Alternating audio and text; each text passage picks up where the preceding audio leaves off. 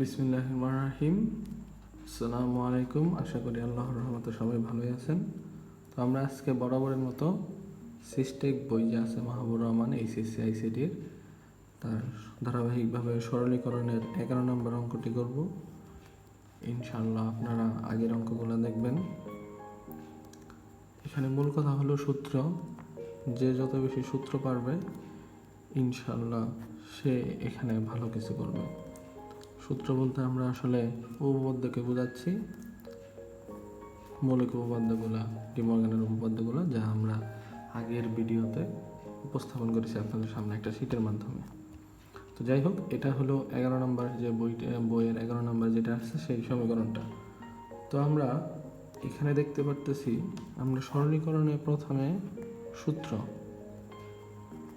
সূত্র বলতে এরকম হোল নোট থাকবে, না হলে 2 নাম্বার গুণ থাকবে।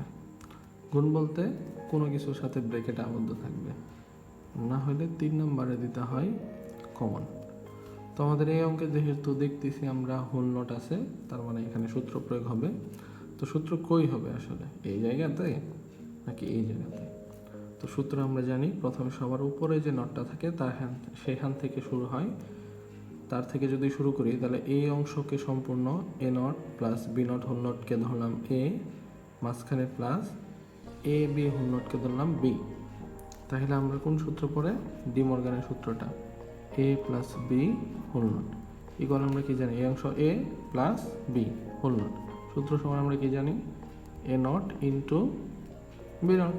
সেই জায়গা থেকে এখানে যদি আমরা দিই A not plus B not, একটা নট ছিল থাকুক, যেখানে প্লাস ছিল এই জায়গায় কি হয়, গুণ। তাইলে আমাদের এই প্লাসের জায়গায় মাঝখানে গুণ, এখানে এ বি হোল নট। আর কি হয়, এই নটটা 2 জায়গায় ভেঙে যায়। তো আমরাও এখানে নটটা ভেঙে দিই 2 জায়গাতে। এখন আমরা আরেকটা সূত্র জানি, সেটা হলো এ ডাবল নট ইকুয়াল হয় এ, অর্থাৎ ডাবল নট থাকা না থাকা একই কথা। সেই জায়গা থেকে আমরা যদি এই ডাবল নটগুলো উঠাই দিই, প্রথমে থাকলো এ নট বি নট, এখানে ডাবল নট উঠে গেলে থাকলো এ বি।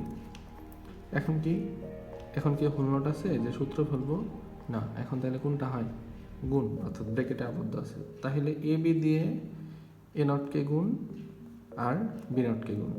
তো আমরা যদি গুণ দিই, একটু সাজায় লিখি, এ বি সির সিরিয়ালে প্রথমে এ, এরপরে এই এ নট। আচ্ছা, আমরা যদি নর্মালি লিখি তাহলে কি হয়, A B into A not, এরপরে মাঝখানে প্লাস প্লাস, এখানে কি হয় তাহলে A B into B not.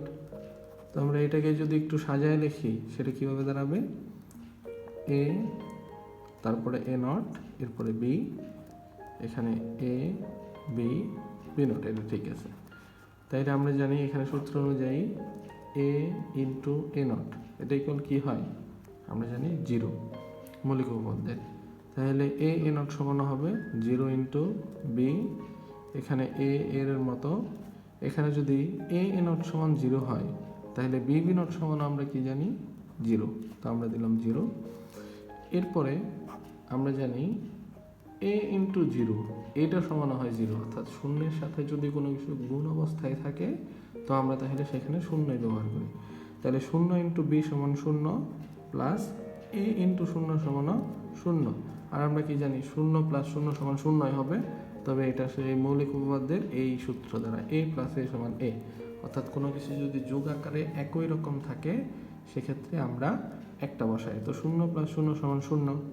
তো এখন যেহেতু আর কোনো কিছু করার নাই তাহলে এই লাইনে হবে উত্তর। তাহলে আমরা কি দেখতে পারলাম, এখানে প্রথমে হোল নট ভাঙলাম, এরপরে গুণ ছিল, এই যোগ ছিল, গুণ দিলাম, ডাবল নট উঠাই দিলাম, এরপরে এ বি দিয়ে গুণ করে এই লাইন নিয়ে আসলাম। এরপরে এখান থেকে আমরা এ, এরপরে বি সি ডি, যে A B C D serial সেই অনুযায়ী প্রথমে এ, এরপরে এ নট, এরপরে বি, প্লাসের জায়গায় প্লাস এ বি এখানে, আর এই যে এখানে সূত্র অনুযায়ী এ ইন্টু 0 সমান 0 হয়। তো আমরা বরাবর এইভাবে করলাম। ইনশাল্লাহ আপনারা দেখবেন আর সূত্রগুলো একটু প্রয়োগ করা শিখবেন, ইনশাল্লাহ সহজ মনে হবে। সবাইকে ধন্যবাদ। আসসালামু আলাইকুম।